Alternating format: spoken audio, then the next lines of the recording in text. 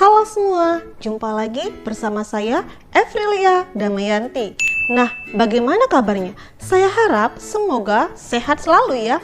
Nah, di video kali ini kita akan mengupas tentang kaidah kebahasaan teks biografi.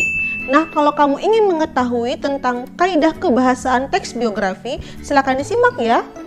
Adapun kaidah kebahasaan yang terdapat di dalam teks biografi yaitu yang pertama ya, menggunakan kata ganti orang ketiga tunggal.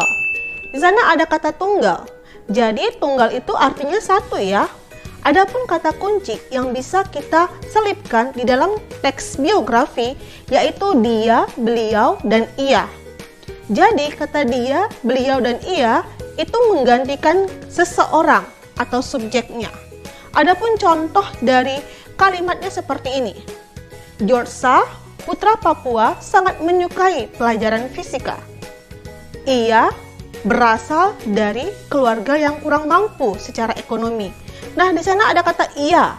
Ia adalah pengganti dari George.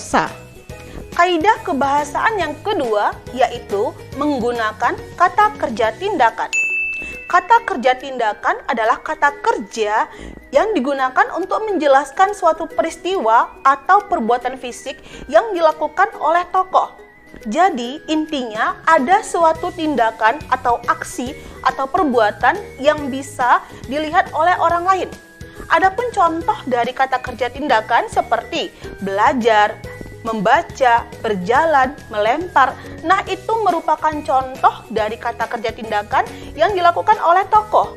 Kaidah kebahasaan yang ketiga yaitu menggunakan kata deskriptif.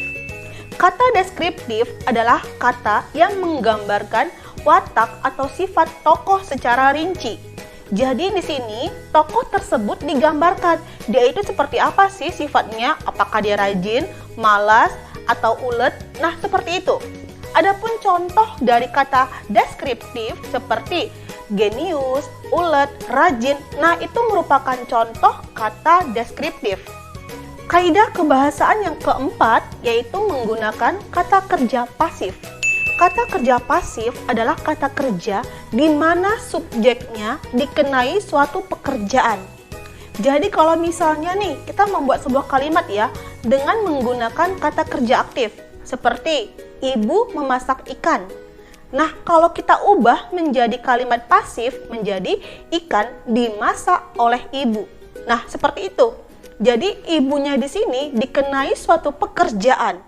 Inilah maksud dari kata kerja pasif. Adapun contoh dari kata kerja pasif seperti dimakan, dimasak, disapu, dan lain sebagainya.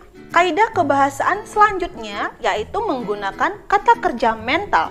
Kata kerja mental adalah kata kerja yang mengekspresikan reaksi atau respon seseorang terhadap suatu keberadaan, tindakan, atau pengalaman dalam kehidupannya.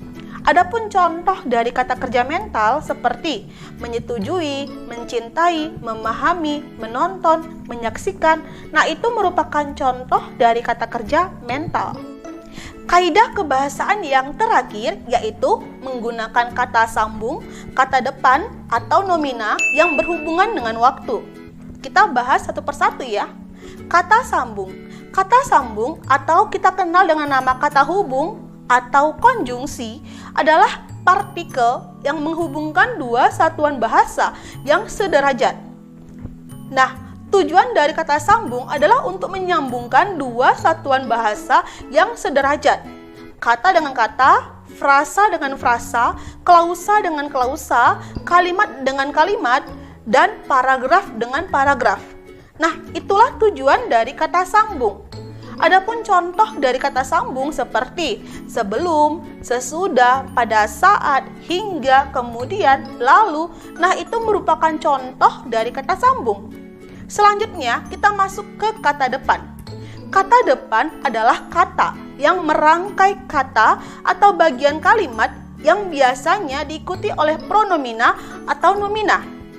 Biasanya di dalam penulisan bahasa Indonesia kita sering menggunakan kata depan yaitu di, ke, sama dari. Di, ke, sama dari adalah kata depan yang populer yang sering kita gunakan dalam menulis kalimat. Paham ya? Baik, sekian pertemuan kita hari ini mengenai kaidah kebahasaan teks biografi ya. Nah, kalau kamu suka dengan video pembelajaran kali ini, saya mohon dukungannya untuk like, comment, share, dan jangan lupa nyalakan tombol lonceng di sebelah kanan. Terima kasih.